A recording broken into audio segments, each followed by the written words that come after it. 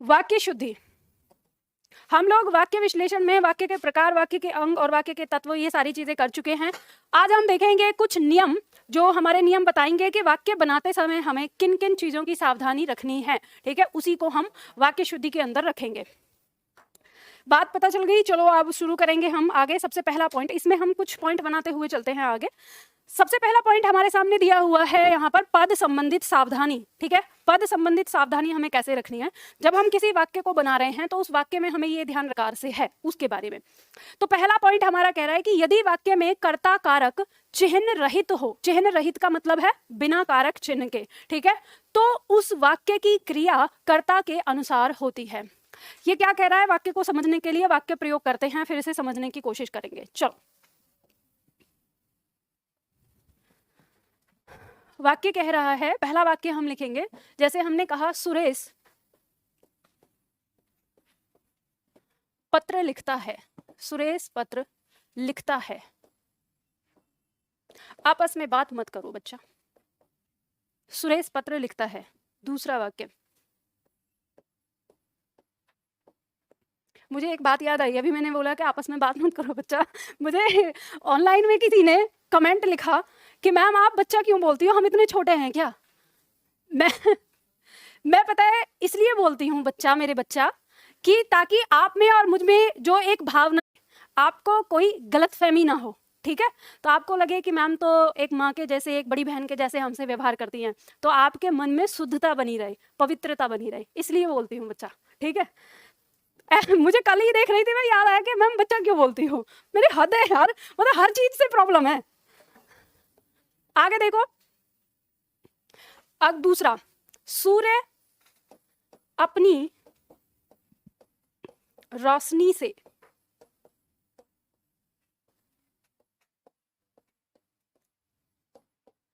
जग को रोशन करता है।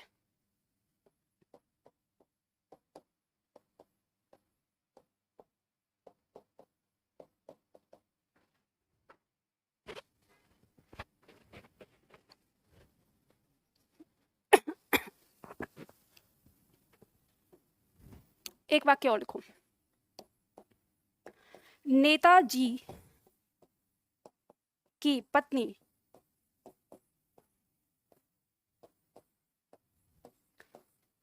मंदिर में फूल चढ़ाने आई हैं।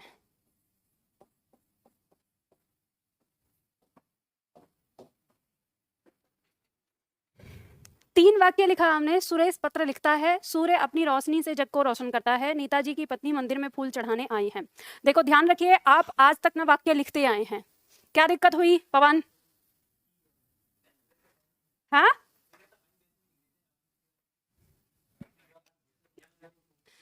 ऐसे भी लिख सकते हो, ठीक है, लेकिन ये ज्यादा बेस्ट है।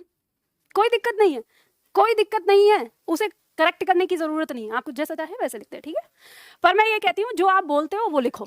आप बोलेंगे आई हैं, तो ऊपर वाला आप बोलते हो, आई है नहीं बोलते हो, ये नहीं बोलते हो। ठीक है, तो इसलिए, पर दोनों ही सही माने जाते हैं, इनमें कोई दिक्कत नहीं है।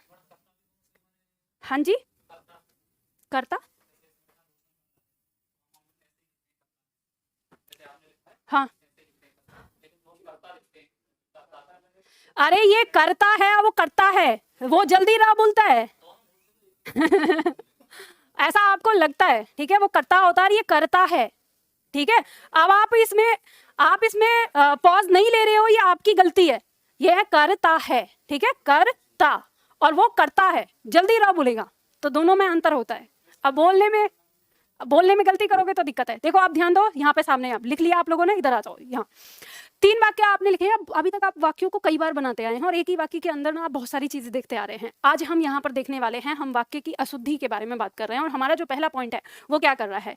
पहले पॉइंट ने ये कहा है कि वाक्य में हमारा जो कर्ता कारक, ठीक है, वाक्य में जो हमारा कर्ता कारक है, अगर वो चिन्ह रहित है, यानी बिना कारक चिन्ह के आया है, तो वाक्य की क्रिया कर्ता के अनुसार होगी। क्या समझे इस बात का मतलब? यानी कह रहा है कि अगर कर्ता कारक के साथ कोई कारक चिन्ह नहीं है, हमने जो यहाँ पे वाक्य लिखे हैं इनमें हम खोजते हैं पहले कि कर्ता कारक हमारा कौन सा है। तो बताइए, पहले वाक्य में कौन है? सुरेश। दूसरे वाक्य में सूर्य। और तीसरे वाक्य में नेताजी। केवल पत्नी बोलो ना, इसमें नेताजी की पत्नी कहने का क्या जरूरत है? पत्नी सिर्फ, ये तो क्या है? संबंध कारक है, ये ध्यान रखना। ये तो संबंध कारक है, तो संबंध कारक थोड़ी ना पूछ रही हूं मैं आपसे कर्ता पूछ रही हूँ, ठीक है? तो यहाँ आ जाएगा पत्नी। तो अब हमें यहाँ पर ये पता चल गया है कि कर्ता हमारे ये 3 हैं। तो अब कह रहे हैं कि इनके साथ देखो यहाँ पर क्या कोई कारक चिन्ह है? नहीं। तो इस वाक्य की क्रिया इस कर्ता के अनुसार ही होगी। क्रिया क्या है? लिखता है। अनुसार होने का मतलब ये है कि ये जिस लिंग वचन में होगा इसकी क्रिया भी उसी लिंग वचन में होगी। तो यहाँ पे सुरेश एक वचन पुल्लिंग है, ठीक है? तो यहाँ पर लिखता है ये भी एक वचन पुल्लिंग है, ठीक है? उसी तरह से यहाँ पर सूर्य, इसके साथ कोई कारक चिन्ह आया नहीं, तो इस वाक्य की क्रिया, वाक्य चाहे कितना भी बड़ा क्यों ना हो, ठीक है, यहाँ पर वाक्य की क्रिया हमारी किसके अकॉर्डिंग हो जाएगी? कर्ता के अकॉर्डिंग हो जाएगी। तो सूर्य हमारा एक वचन पुल्लिंग है, तो यहाँ पर क्रिया भी हमारी एक वचन पुल्लिंग है। अब वाक्य में दिया है यहाँ पर ये कर्ता है जो कि हमारा स्त्रीलिंग एक वचन है, इसके साथ कोई कारक चिन्ह आया है नहीं, तो इस वाक्य की क्रिया भी हमारी जो होगी वो इसी के अकॉर्डिंग होगी, एक वचन स्त्रीलिंग है। वाक्य चाहे कितना बड़ा हो, वाक्य चाहे कितना छोटा हो, ये हमें पॉइंट यहाँ पर ध्यान में रखना है, ठीक है? बात समझ में आ गई? अब हमारे दिमाग में एक प्रश्न आएगा कि यदि वाक्य के साथ, यानी वाक्य में कर्ता के साथ अगर कोई कारक चिन्ह लग जाए तो फिर क्रिया क्या होगी? तो उसके लिए देखेंगे हम पॉइंट नंबर 2। चलो, पॉइंट नंबर 2 हमारा कह रहा है यदि वाक्य में कर्ता कारक चिन्ह के साथ हो और कर्म कारक चिन्ह रहित हो। मतलब यहाँ पे कह रहा है कि यदि कर्ता के साथ कोई कारक चिन्ह आया हो और उस वाक्य में कर्म के साथ कारक चिन्ह ना हो, तब उस वाक्य की क्रिया कर्म के अनुसार हो जाएगी। यानी अब वो किसके अकॉर्डिंग हो जाएगी? कर्म के अकॉर्डिंग। तो चलो वाक्य प्रयोग करते हैं और फिर समझने की कोशिश करते हैं। जैसे मान लो हमने जो यहाँ पे सुरेश है ना, हम इसी को बदलते हुए लिखेंगे, है ना, ताकि हमें समझ में आ जाए। एक लाइन ऊपर छोड़ देना, पर इससे नीचे पहले लिखना, ठीक है? अभी हम इसका परिवर्तन करेंगे।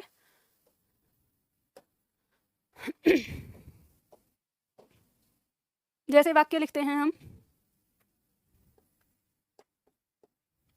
बच्चे ने रोटी खाई। इसे अभी छोड़ दो एक लाइन, ठीक है? बच्चे ने रोटी खाई।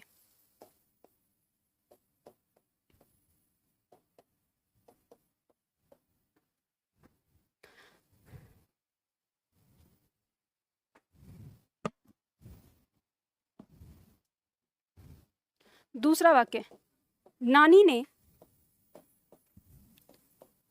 एक कहानी सुनाई।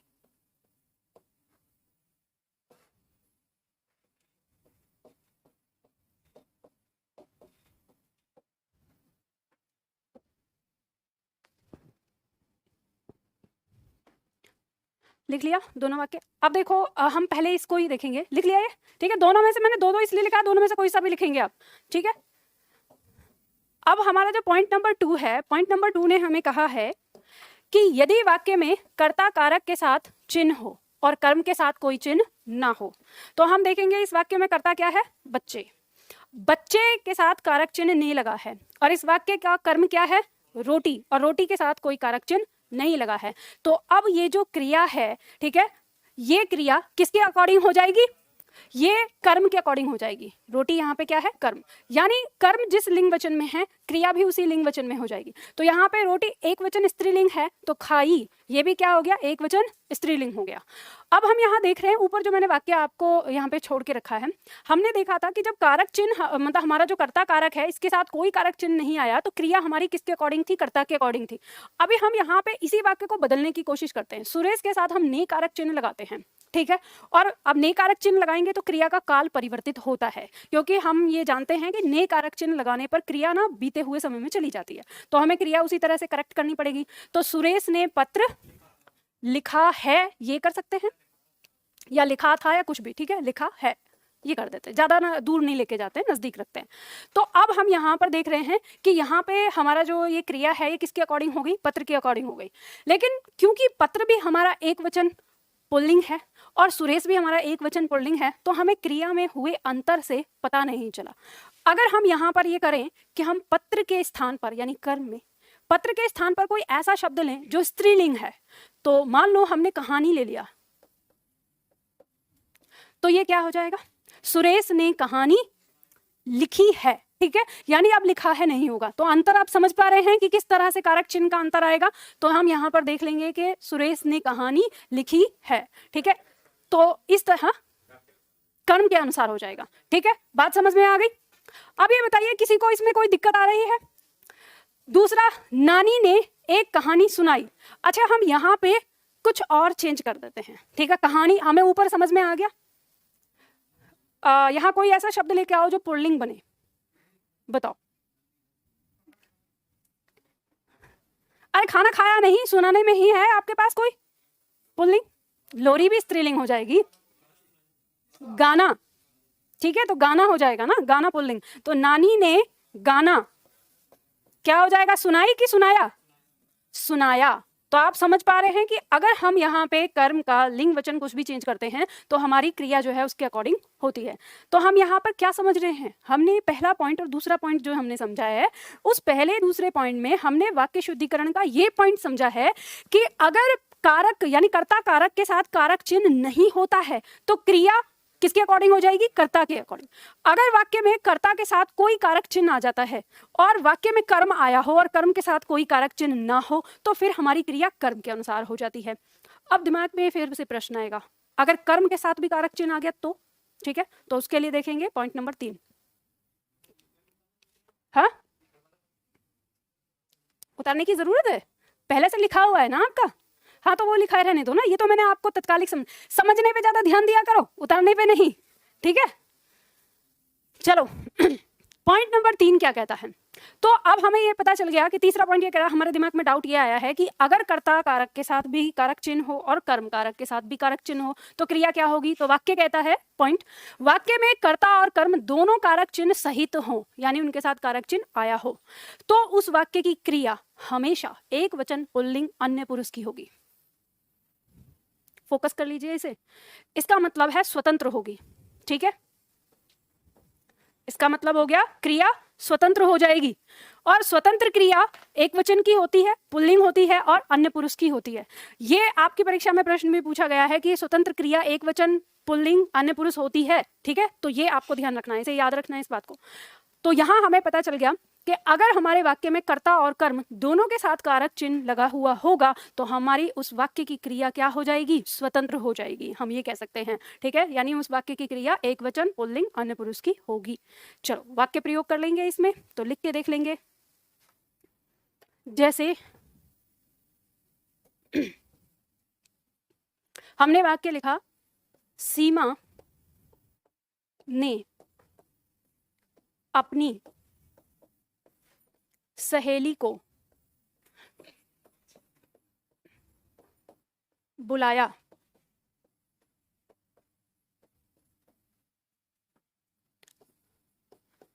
माँ ने बच्चे को पीटा। माँ ने बच्चे को पीटा। दूसरा वाक्य,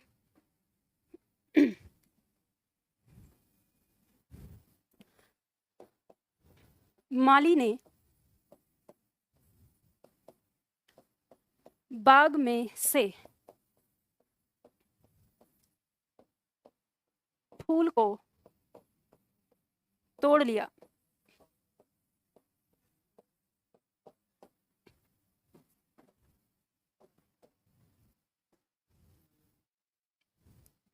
वाक्य में सीमा ने अपनी सहेली को बुलाया, वाक्य में हम देखेंगे सीमा ने, ये हमारा क्या है, कर्ता कारक, ठीक है, अपनी सहेली को, ये हमारा क्या है, कर्म कारक। तो दोनों के साथ कारक चिन्ह आया है तो हमारी क्रिया क्या हो गई, स्वतंत्र हो गई। ये एक वचन पुल्लिंग की है, ठीक है, चाहो तो लिख लो यहाँ पर एक वचन पुल्लिंग।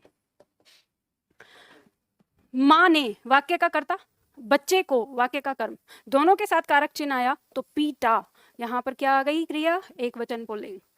माली ने वाक्य का कर्ता, बाग में से फूल को वाक्य का कर्म, दोनों के साथ कारक चिन्ह आ गया यहाँ पर, तो हमारी जो क्रिया है वो क्या हो गई, एक वचन पुल्लिंग की हो गई, ठीक है। हाँ जी, कारक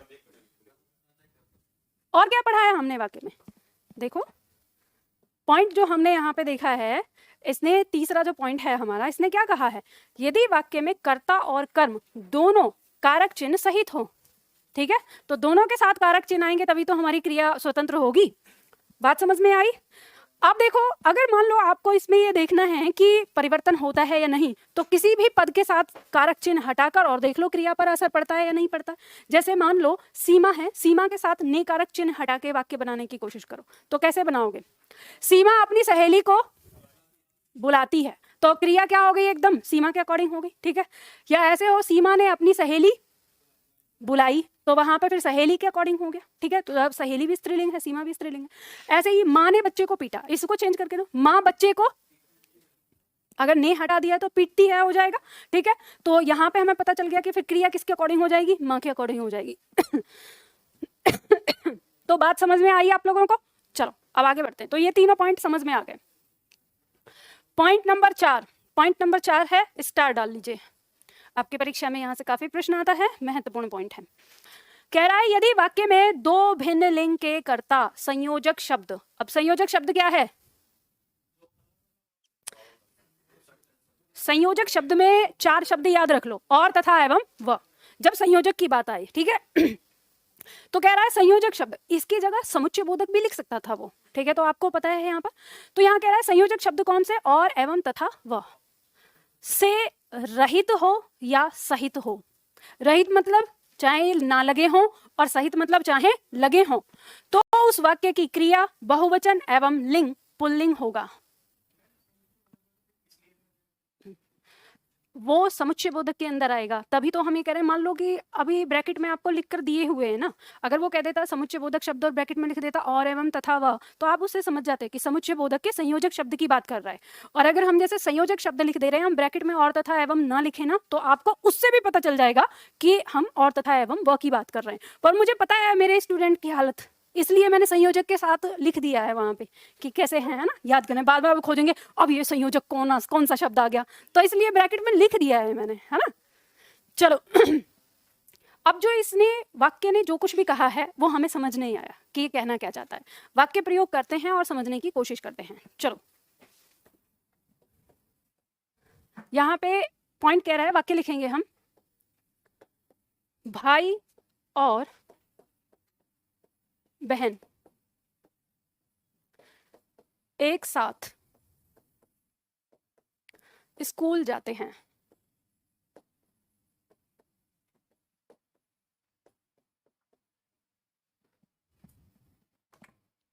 दूसरा वाक्य, माता पिता बाजार जा रहे थे।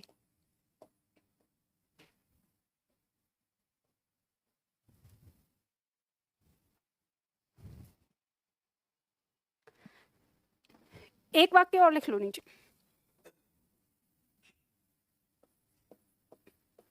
सुरेश और मीरा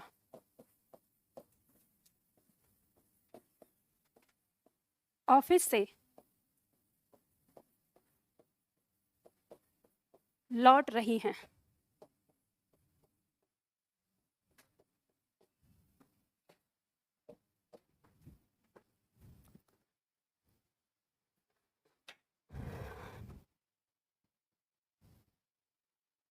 अभी तक जो हमने समझा, इसमें किसी को कोई दिक्कत? समझ में आ गए ना 3 पॉइंट? चलो चौथा पॉइंट, चौथे पॉइंट ने हमसे कहा है कि यदि वाक्य में दो भिन्न लिंग के कर्ता हों और वो संयोजक शब्द से जुड़े हों चाहे ना जुड़े हों, अगर जुड़े होंगे,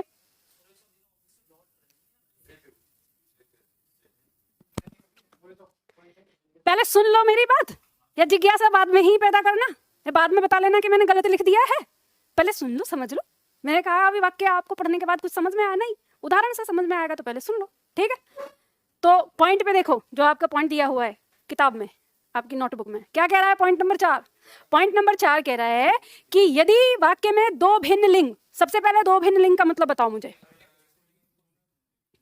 ये कह रहा है दो भिन्न लिंग का मतलब है एक स्त्रीलिंग और एक पुल्लिंग। और हिंदी भाषा में कितने लिंग होते हैं?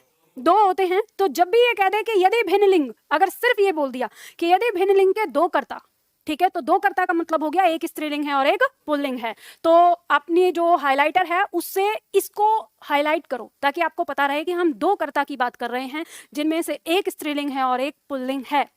और कह रहे हैं कि शर्त यह है कि वो संयोजक शब्द से या तो जुड़े हों या तो नहीं जुड़े हों, ठीक है। अगर जुड़े होंगे तो और तथा एवं उनके बीच में लगा होगा, अगर नहीं जुड़े होंगे तो योजक चिन्ह उनके बीच में लगा होगा, ठीक है। दोनों ही कंडीशन में उस वाक्य की क्रिया बहुवचन होगी, ठीक है। बहुवचन क्यों हुई है? क्योंकि एक से अधिक कर्ता हो गया, तो एक से अधिक हो जाने पर ही बहुवचन हो जाता है। उसका लिंग, लिंग क्या होगा? पुल्लिंग होगा, ठीक है। तो क्रिया बहुवचन होगी और लिंग पुल्लिंग होगा, भले ही उसमें स्त्रीलिंग भी आया है, हमें इससे कोई मतलब नहीं है। तो यहाँ पर ध्यान दीजिए, पहला पॉइंट है भाई पुल्लिंग, बहन स्त्रीलिंग, और से जुड़े हैं लेकिन फिर भी हमारी क्रिया जो है जाते हैं, ये हमारी क्रिया क्या हो गई? बहुवचन हो गई और पुल्लिंग हो गई। माता पिता स्त्रीलिंग और पुल्लिंग दोनों ही हमारे योजक चिन्ह से जुड़े हुए हैं, ठीक है। इस वाक्य की भी क्रिया हमारी क्या हो गई? बहुवचन पुल्लिंग हो गई। अब मैंने यहाँ पे तीसरा पॉइंट ऐसे लिखा है कि हम आगे अगला पॉइंट ऐसा पढ़ने वाले हैं कि जिसमें अनेक कर्ता हों, अनेक भिन्न लिंग के, तो उसमें अगर मान लीजिए कि तीन कर्ता अगर हमारे पुल्लिंग आए और चौथा कर्ता हमारा स्त्रीलिंग हुआ और वो सबसे अंत में हुआ, तो हमारी क्रिया जो है अंतिम कर्ता के अकॉर्डिंग ही होगी। तो वहां पे अगर अंतिम स्त्रीलिंग हुआ तो आपको क्रिया में स्त्रीलिंग ही लगाना पड़ेगा। तो इस पॉइंट को जब आप याद करते हो ना, तो कई बार छात्र ना इसके साथ भी ये गड़बड़ कर देते हैं कि अंत में मीरा आई हुई है तो मीरा के अकॉर्डिंग इसको ऐसे लिख देते हैं, लौट रही हैं, लेकिन ये क्या हो जाएगा? गलत हो जाएगा, क्योंकि दो भिन्न लिंग की बात हो रही है। तो ऐसी स्थिति में ये हमारा क्या होगा? बहुवचन पुल्लिंग होगा, ठीक है। तो ऐसे लिखना है, काट के मत कर देना उसको, नीचे से मार्क करते हुए कि ये गलत है, यहाँ पे रही है लिखा हुआ गलत है, इसका शुद्ध रूप क्या होगा? रहे हैं। अब आप यहाँ पे वाक्य शुद्धिकरण लिख रहे हो, तो वाक्य शुद्धिकरण में बहुत सारे वाक्यों को मैं गलत लिखूंगी, ठीक है। तो इसलिए अपनी जिज्ञासा को अंदर पेट में दबा के रखना जब तक अगले पॉइंट पे ना पहुंचे, ठीक। चलो, बात समझ में आ गई? आगे बढ़ते हैं। अगला आता है पॉइंट नंबर 5। पॉइंट नंबर 5 क्या कहता है? अब इसमें आगे बढ़ने से पहले यहाँ पे भी लगाओ स्टार। जहां पे भी स्टार लगवा रही हूँ, इन पॉइंटों को बिल्कुल अपने जहन में बैठा लेना, ठीक है, एकदम से, कि ये कभी भी आ सकता है और इस पे कभी गलती नहीं होनी चाहिए। कह रहा है पॉइंट नंबर 5 कि यदि वाक्य में एक ही लिंग वचन पुरुष के अनेक कर्ता, इसको हाईलाइट करिए। ये कह रहा है एक ही लिंग वचन, यानी इसमें कोई अंतर नहीं होगा, सब स्त्रीलिंग हैं तो स्त्रीलिंग, सब पुल्लिंग हैं तो सारे के सारे पुल्लिंग, ठीक है। आए हों और अंतिम कर्ता किसी समुच्चय बोधक शब्द, अब यहाँ पे समुच्चय बोधक शब्द लिखा है मैंने, ध्यान रखना, संयोजक ना लिखकर, लेकिन ब्रैकेट में क्या लिख दिया है? और एवं तथा व। तो कहने का मतलब है हमारा फोकस और तथा एवं पर, यानी एंड वाला जो रूप आएगा हमारा, उसकी हम बात कर रहे हैं से जुड़ा हो, तो उस वाक्य की क्रिया बहुवचन एवं लिंग कर्ता के अनुसार होगा। मतलब क्रिया तो बहुवचन हो जाएगी, न वचन की बात होगी तो बहुवचन। क्यों बहुवचन? क्योंकि अनेक कर्ता आ गए तो बहुवचन हो ही जाएगी। अब लिंग की बात होगी तो जो कर्ता है वही उसका लिंग होगा, अगर स्त्रीलिंग है तो स्त्रीलिंग, पुल्लिंग है तो पुल्लिंग। तो चलो वाक्य प्रयोग करेंगे, इसमें समझने की कोशिश करते हैं। फिर वाक्य लिखेंगे,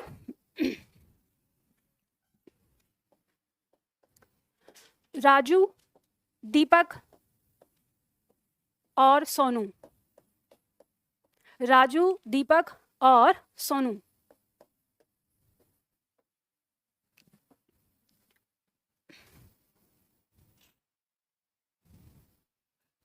राजू, दीपक और सोनू से क्या करवाया जाए बताओ? मजदूरी करवाई जाए, आपस में मिलकर, मतलब गलत ही, हाँ, खाना बनाते हैं।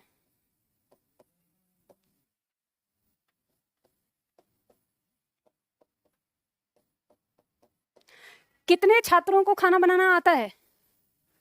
आता है, और बाकी यहाँ पे नहीं आता? नहीं आता तुम पे? आता तो लास्ट में क्यों उठा रहे हो? रोटी नहीं बना पाते?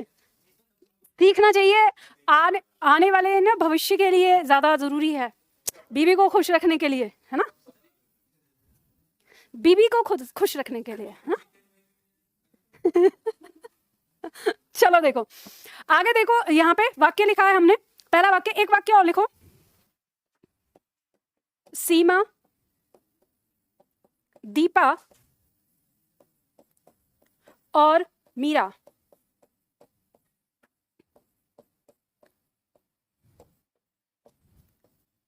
ऑफिस से लौट रही हैं।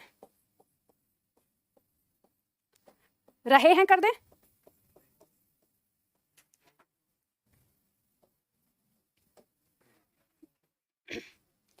चलो देखो, हमने हमारा जो पहला पॉइंट ने कहा है हमें कि यदि वाक्य में एक ही लिंग वचन के अनेक कर्ता हों और अंतिम कर्ता समुच्चयबोधक शब्द से जुड़ा हो।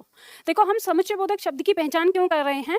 क्योंकि और, एवं, तथा, व ये शब्द जो हैं ये जोड़ने का काम करते हैं, लेकिन हमारे समुच्चयबोधक शब्द में कुछ शब्द ऐसे भी होते हैं जो जोड़कर तोड़ने का भी काम करते हैं।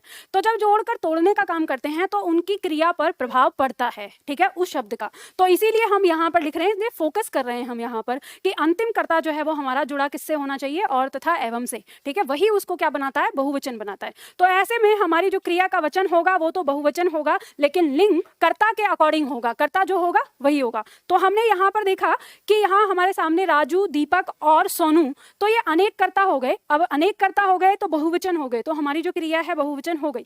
लेकिन ये क्या है? हमारे पुल्लिंग है, तो क्रिया भी हमारी क्या हो गई? पुल्लिंग हो गई। दूसरा वाक्य हम देख रहे हैं, सीमा, दीपा और मीरा, ये तीनों यहाँ पर हमारे क्या हो गए हैं? बहुवचन हो गए, ठीक है। लेकिन इनका लिंग क्या है? स्त्रीलिंग है। तो हमारी क्रिया यहाँ पर हमने क्या लिखी है? बहुवचन में लिखी है, लेकिन पुल्लिंग लिखी है। तो हम इसको काट के यहाँ पे क्या करेंगे? स्त्रीलिंग बनाएंगे, रही हैं,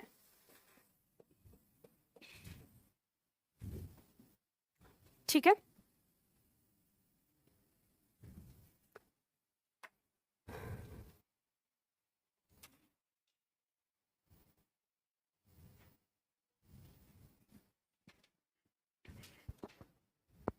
चलो, पॉइंट समझ में आ गया?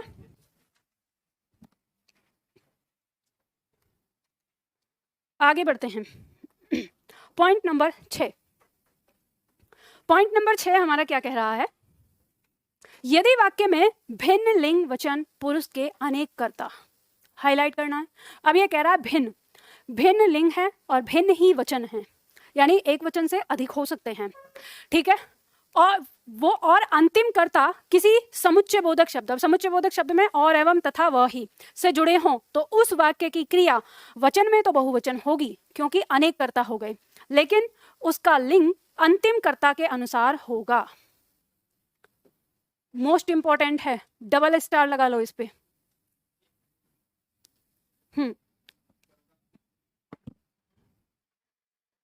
वाक्य प्रयोग करेंगे।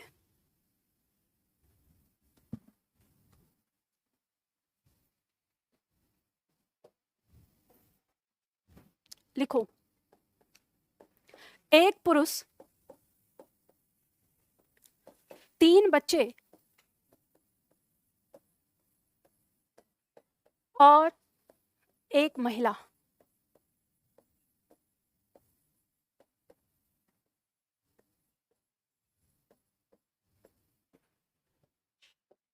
मंदिर की ओर जा रहे हैं।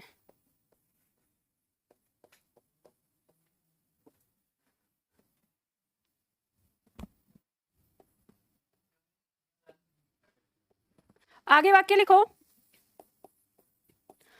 3 गायें, 4 बकरियां, 3 गायें, 4 बकरियां और एक घोड़ा।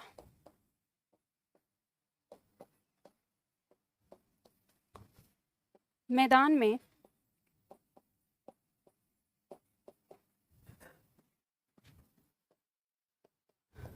घास चर रही हैं।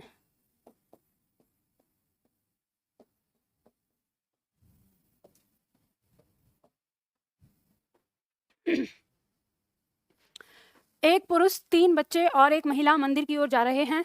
3 गायें, 4 बकरियां और एक घोड़ा मैदान में घास चर रही हैं। ध्यान रखिएगा, हमारा वाक्य जो कह रहा है हमें उस पर फोकस करना है। सबसे पहले हम पहला वाक्य देखेंगे। हमारे वाक्य ने क्या कहा है? हमारे वाक्य ने कहा है कि यदि हमारे वाक्य के अंदर भिन्न लिंग वचन पुरुष के अनेक कर्ता हों और वो किससे जुड़े हों? समुच्चय बोधक शब्द और तथा एवं से जुड़े हों, तो उन वाक्यों का वचन तो बहुवचन हो जाएगा, यानी उस वाक्य की जो क्रिया है उसका वचन तो बहुवचन हो जाएगा। बहुवचन क्यों हो गया? क्योंकि अनेक कर्ता है। लेकिन जो लिंग होगा वो अंतिम कर्ता के अनुसार होगा। अंतिम कर्ता अगर पुल्लिंग है तो क्रिया पुल्लिंग, अंतिम कर्ता अगर स्त्रीलिंग है तो क्रिया स्त्रीलिंग। हमें पूरे वाक्य में औरों की संख्या पे ध्यान नहीं देखना है, हमें देखना है अंतिम कर्ता। तो हम पहले वाक्य में देख रहे हैं यहाँ पे कि एक पुरुष है, 3 बच्चे हैं, यानी 4 पुल्लिंग हो गए।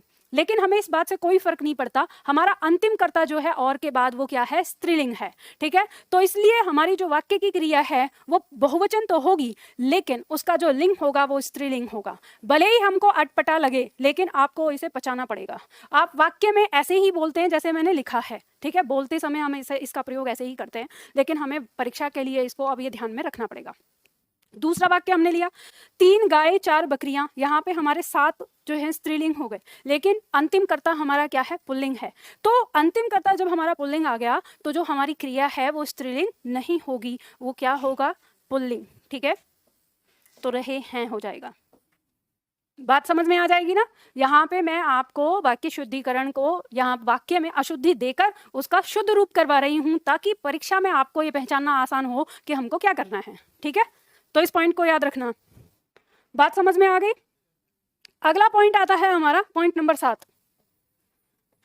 पॉइंट नंबर 7 हमारा क्या कहता है? यदि वाक्य में अनेक कर्ता समुच्चय बोधक शब्द, अब समुच्चय बोधक शब्द कौन सा है? या अथवा से जुड़े हों, तो उस वाक्य की क्रिया अंतिम कर्ता के वचन एवं लिंग के अनुसार होती है। ठीक है, तो यहाँ पे हम इसको फोकस करेंगे। इसने कह दिया है कि हमारा कोई भी वाक्य है और उस वाक्य में जो हमारे अनेक कर्ता आए हैं, अनेक कर्ता अगर किससे जुड़े हुए हैं? या और अथवा से, तो हमें उस वाक्य की क्रिया का लिंग वचन अंतिम कर्ता के अनुसार रखना पड़ेगा। चलो वाक्य प्रयोग करते हैं।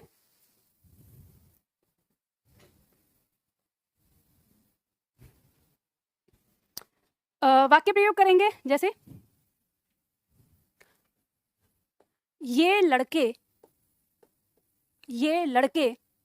अथवा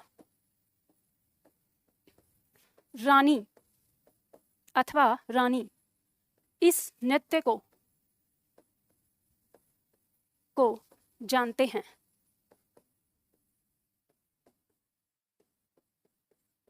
ये लड़के अथवा रानी इस नृत्य को जानते हैं। दूसरा वाक्य,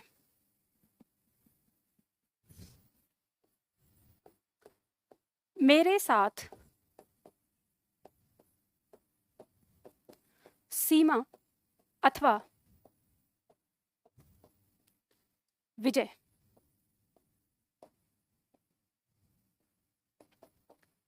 बाजार जाएंगे।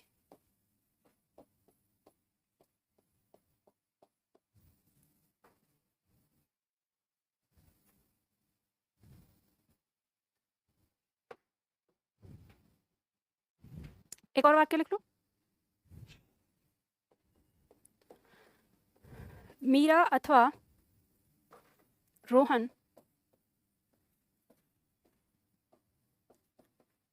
यहाँ नहीं रहते।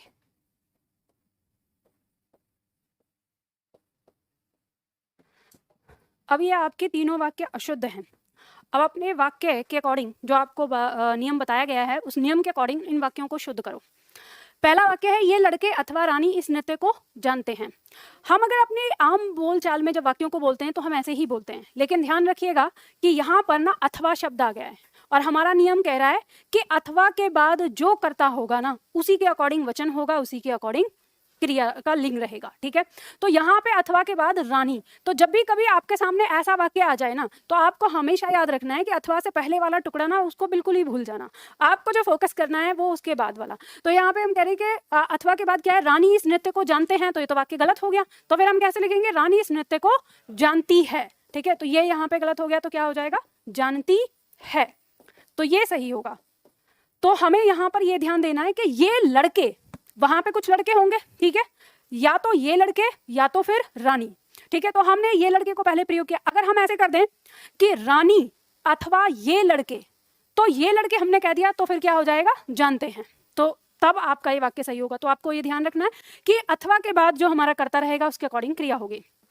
दूसरा, मेरे साथ सीमा अथवा विजय बाजार जाएंगे। अब ये बताइए कि यहाँ पर बाजार जाएंगे हमने कर दिया, बहुवचन बना दिया। यहाँ पे जाएंगे, दोनों जाएंगे या दोनों में से कोई एक जाएगा? तो कोई एक जाएगा, तो एक जाएगा तो हमारी क्रिया जो है एक वचन होनी चाहिए। अब अथवा के बाद कौन है? विजय है, तो विजय अंत में है, तो इसलिए हमारी क्रिया बहुवचन, मतलब हमारी क्रिया एक वचन होगी और पुल्लिंग होगी, तो जाएगा। ठीक है, ये हो जाएगा।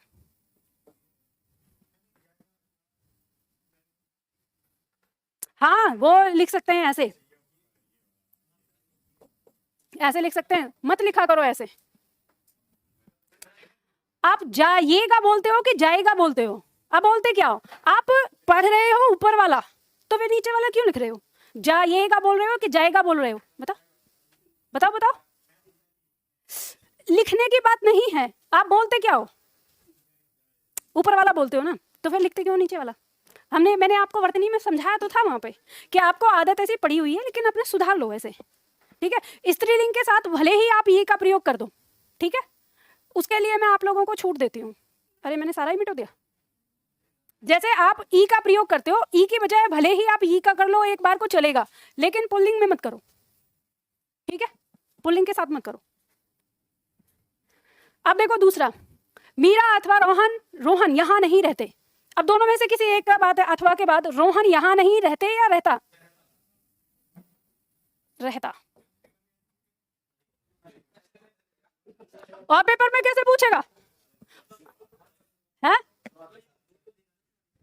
वो ऐसे देगा 4 वाक्य और कहेगा इनमें से शुद्ध बताओ। रूल नहीं देगा वो, तो कभी ये सोच रहे हो आप? रूल ना, वो 4 वाक्य देगा और वो कहेगा इनमें से शुद्ध वाक्य बताओ।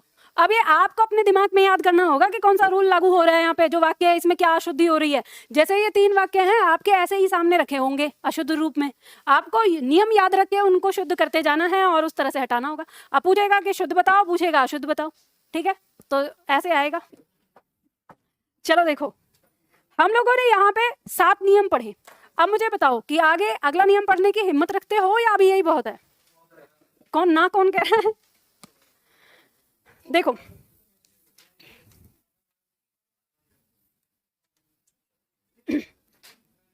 सुनो ध्यान से, आज के लिए ना आप इतना ही पचाओ पहले, ठीक है?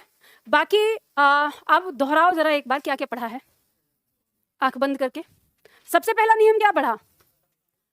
अगर कर्ता कारक के साथ कोई कारक चिन्ह नहीं आएगा तो वाक्य की क्रिया कर्ता के अनुसार होगी। यदि वाक्य में, दूसरा नियम, यदि वाक्य में कर्ता कारक के साथ कोई कारक चिन्ह आ गया और उस वाक्य में कर्म आया है और कर्म के साथ कोई कारक चिन्ह नहीं आया है तो उस वाक्य की क्रिया कर्म के अनुसार हो जाएगी। तीसरा पॉइंट, अगर वाक्य में कर्ता और कर्म दोनों आए हैं और दोनों के साथ कारक चिन्ह लगा है तो उस वाक्य की क्रिया स्वतंत्र हो जाएगी। और स्वतंत्र क्रिया क्या होती है? एक वचन, पुल्लिंग, अन्य पुरुष की होती है। ठीक है, चौथा पॉइंट हमारा था कि यदि वाक्य के अंदर 2 भिन्न लिंग, यानी एक स्त्रीलिंग और एक पुल्लिंग, चाहे संयोजक शब्द से जुड़े हों चाहे न जुड़े हों, हर हाल में हमारी क्रिया 2 हो जाने की वजह से बहुवचन हो जाएगी और उसका लिंग सदैव पुल्लिंग होगा। पांचवा पॉइंट हमारा आया कि जिसने हमें बताया कि अगर हमारे वाक्य के अंदर अनेक कर्ता हों, ठीक है, अनेक, लेकिन कैसे हों? एक ही लिंग के हों, एक ही वचन के हों। ठीक है, तो अनेक कर्ता एक ही लिंग के आए हों तो हमारे वाक्य की जो क्रिया है वो बहुवचन हो जाएगी अनेक होने पर, लेकिन जो उसका लिंग है वो कर्ता के अनुसार होगा। अगर कर्ता स्त्रीलिंग है तो क्रिया स्त्रीलिंग, और अगर कर्ता पुल्लिंग है तो क्रिया पुल्लिंग। तो 5वें पॉइंट में तो कोई दिक्कत नहीं है, ये तो हमें समझ में आ गया। अब पॉइंट नंबर 6 हमारा आता है कि यदि हमारे वाक्य के अंदर भिन्न लिंग हो, यानी अब कोई सीमा नहीं है, अलग अलग हो सकते हैं, ठीक है, उसमें पुल्लिंग भी आ रहा है, स्त्रीलिंग भी आ रहा है, एक वचन भी आ रहा है, बहुवचन भी आ रहा है, ऐसे करता है और समुच्चय बोधक शब्द और से जुड़े हुए हैं, तो उस वाक्य की क्रिया बहुवचन हो जाएगी। वचन तो बहुवचन हो गया, लेकिन उस वाक्य का लिंग जो होगा वो अंतिम कर्ता के अनुसार होगा। अंतिम कर्ता स्त्रीलिंग है तो स्त्रीलिंग, अंतिम कर्ता अगर पुल्लिंग है तो पुल्लिंग। और 7वां पॉइंट हमारा कहता है कि यदि वाक्य में अनेक कर्ता आए हों पर वो समुच्चय बोधक शब्द अथवा और या से जुड़े हों तो हमारे वाक्य की जो क्रिया है उसका लिंग वचन अंतिम कर्ता के अनुसार होगा। ठीक है, उसमें कोई ये नहीं रहेगा कि बहुवचन हो गई क्रिया या नहीं है। अंतिम कर्ता जो होगा, अंतिम कर्ता अगर एक वचन है तो क्रिया एक वचन, पुल्लिंग है तो पुल्लिंग, स्त्रीलिंग है तो स्त्रीलिंग। अगर अंतिम कर्ता बहुवचन है तो क्रिया बहुवचन। ठीक है, तो ये पॉइंट है, यहाँ पे आपको ध्यान रखने हैं। ये 7 पॉइंट काफ़ी महत्वपूर्ण हैं जो आपकी परीक्षा में आते हैं। इसके आगे फिर हम कल की क्लास में करेंगे। ठीक है, तो आज के लिए इतना ही।